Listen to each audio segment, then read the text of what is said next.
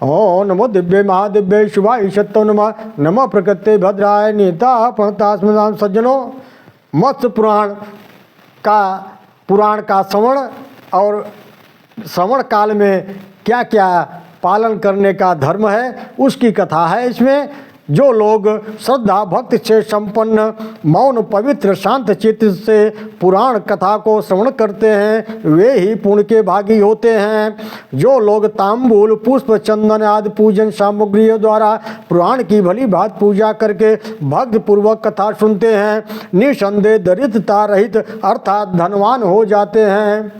जो ढोंगी मनुष्य व्यास आसन से ऊंचे आसन पर बैठकर कथा सुनते हैं वे अक्षय नरकों का भोग करके कौआ होते हैं। जो लोग व्यास आसन से श्रेष्ठ आसन पर अथवा मध्यम आसन पर बैठकर उत्तम कथा को श्रवण करते हैं वे अर्जुन नामक वृक्ष होते हैं। जो मनुष्य पुराण की पुस्तक व्यास को बिना प्रणाम किए ही कथा सुनते हैं वे विषभक्षी होते हैं। जो लोग सोते हुए कथा सुनते हैं वे अजगर के सांप होते हैं। इसी प्रकार जो वक्ता के समान आसन पर बैठकर कथा सुनता है वह गुरु शैया गमन समान पाप का भागी होकर नरकगामी हो जाता है। जो मनुष्य पुराण को के ज्ञाता व्यास और पुराण पापों को हरण करने वाली कथा की निंदा करते हैं वे सनबित 100 जन्मों तक शुकर योन में उत्पन्न होते हैं। और कथा होते समय जो लोग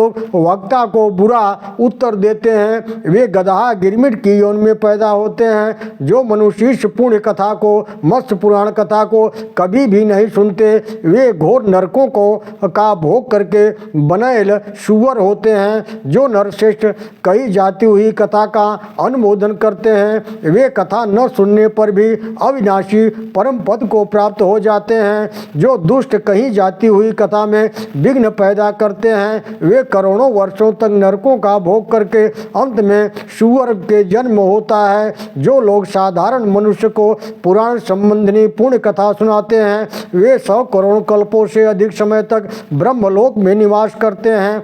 जो मनुष्य पुराण के ज्ञाता वक्ता को आसन के लिए कंबल मृग चर्म वस्त्र सिंहासन चौकी प्रदान करते हैं वे स्वर्ग लोक में जाकर अभीष्ट भोगों का उपभोग करने के बाद ब्रह्मा आदि के लोकों में निवास कर अंत में निरामय पद को प्राप्त होते हैं। इसी तरह जो लोग पुराण की पुस्तक के लिए उत्तम श्रेष्ठ आसन प्रदान करते हैं वे प्रत्येक जन्म में भोगों का उपभोग करने वाले एवं ज्ञानी होते हैं। जो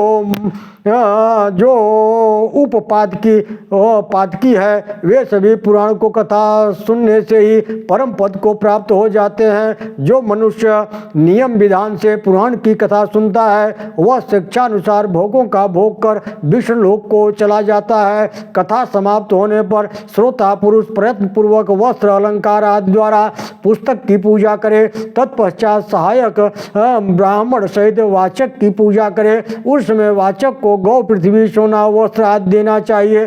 तदुपरांत ब्राह्मणों को मलाई लड्डू खीर का भोजन कराना चाहिए। तदनंतर परमात्मा व्यास से प्रार्थना करें आप व्यास रूपी भगवान बुद्ध में बृहस्पति के समान पुण्यवान शील संपन्न सत्यवादी और जितेंद्रिय हैं। आपकी कृपा से मैंने इन संपूर्ण धर्मों को सुना है। इस प्रकार प्रार्थना कर दान मान और सेवा से उनके मन को प्रसन्न करना चाहिए। जो मनुष्य इस प्रकार आदर पूर्वक करता है वह सदा यशस्वी होता है। जो जितेंद्रिय मनुष्य देवर्षि नारद द्वारा कहे गए इन धर्मों का पालन करता है वह पुराण श्रवण का संपूर्ण फल प्राप्त करता है। श्रुतवाच मत्स्य रूपी से भगवान मनवे बुद्धिशाली ने अवापोद घात सहित मुक्ता हाथ दर्दोदा सुध जी कहते हैं ऋषियों उस समय मत्स्य रूपी भगवान बुद्धिशाली मनुष्य आदि अंत सहित इस पुराण को कहकर अंतर्हित हो गए। नमो दिव्य महादिव्य शिवाय सत्यम नमः नमः प्रकृति भद्राय नेता प्रणतास्मदाम। सज्जनों, इस तरह से श्री मत्स्य महापुराण की कथा का यही समाप्त होता है। मैं कल पौष पूर्णिमा है, कल से मैं आप लोगों के बीच में काशी नगरी से शिव महापुराण की कथा लेकर के प्रस्तुत हो रहा हूँ। अब तक आप लोग अगर हमारे अनंत पत्र न्यूज़ चैनल को सब्सक्राइब नहीं कर सके हैं तो ज़्यादा से ज़्यादा संख्या में आप लोग हमारे इस चैनल को सब्सक्राइब कर लें, ताकि शिव महापुराण की कथा शुरुआत से कल से लेकर के और अंत तक का आप लोग श्रवण कर सके।